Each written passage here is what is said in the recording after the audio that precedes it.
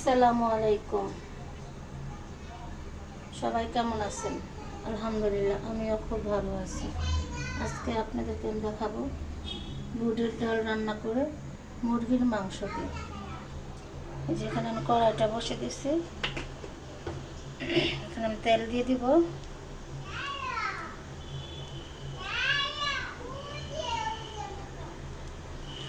তেলটা দিয়ে নিলাম। এখন আমি শুকনো মরিচ ফোড়ন দিব। দেখুন আমার শুকনো মরিচটা ভাজা হয়ে গেছে। তেজপাতা দিয়ে দিলাম। এখন পেঁয়াজটা দিয়ে দিই। পেঁয়াজটা দিয়ে দিলাম।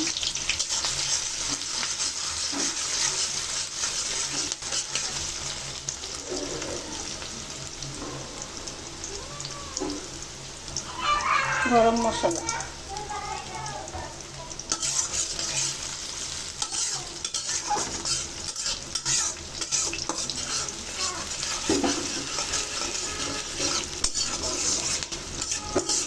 কিছুক্ষণ অপেক্ষা করবো পেঁয়াজটা বাদামি কালার আসা রাখ পর্যন্ত।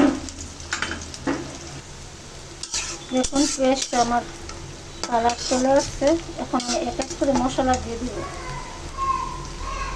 রসুন বাটা,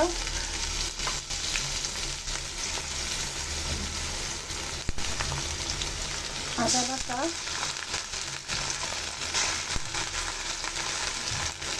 জিরে বাটা, রাঁধুনি হলুদ বাটা। এখন আমি ভালোভাবে মিশিয়ে নেব।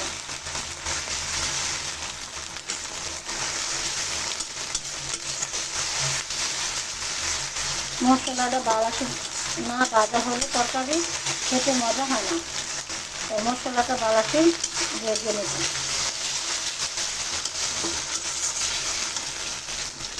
দেখুন মশলাটা আমার ভালোভাবে ভাজা হয়ে গেছে, মানে মশলাটা কষানো হয়ে গেছে। এখন আমি মরিচ হলুদ দিয়ে দিব। হলুদের গুঁড়ো, মরিচের গুঁড়ো আরেক চামচ দিব। জল না হলে খেতে ভালো হবে না। স্বাদ মতো লবণ।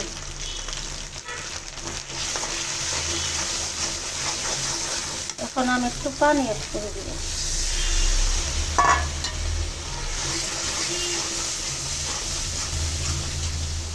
দেখুন কালারটা কি সুন্দর আসছে। এখন এটা আমি একটু মরিচ হলুদটা ভালোভাবে কষাইয়া তারপরে মুরগি দিব। কি সুন্দর একটা কালার আসছে। দেখুন তেল ছেড়ে দিছে, মশলাটা আমার কষানো হয়ে গেছে। এখন আমি মুরগিটা দিয়ে দিব। যে মুরগিটা দেওয়া হয়ে গেছে, এখন আমি মিশাই নেব ভালোভাবে।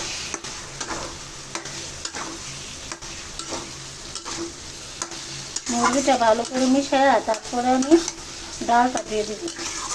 এখন মুরগিটা ভালোভাবে মিশানো হয়ে গেছে। দেখুন কি সুন্দর একটা কালার আসছে তেলে। এখন আমি ডালটা দিয়ে দেব।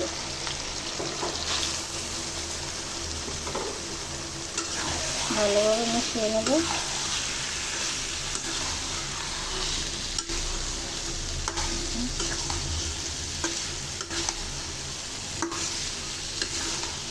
আমি আমার মতো করে রান্না করেছি।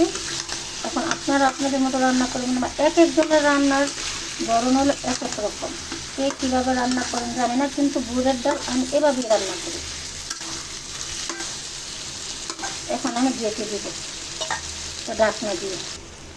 দেখুন ভালোভাবে কষানো হয়ে গেছে। এখন আমি পানি অ্যাড করে দিব।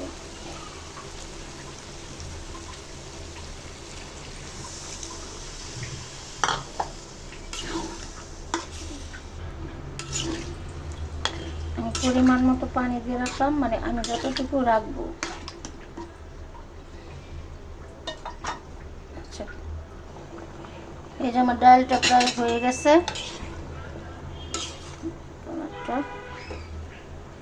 কাঁচামরিচ দিয়ে দিলাম। এখন আমি উপর থেকে জিরা ফাঁকি দিয়ে নামাই নেব। দেখুন রান্নাটা আমার হয়ে গেছে। এখন আমি একটু জিরার ফাঁকি দিয়ে নেব। যদি ভালো লাগে লাইক কমেন্ট শেয়ার করে দেবেন আর আমার চ্যানেলটা সাবস্ক্রাইব করে দেবেন। আল্লাহ হাফেজ।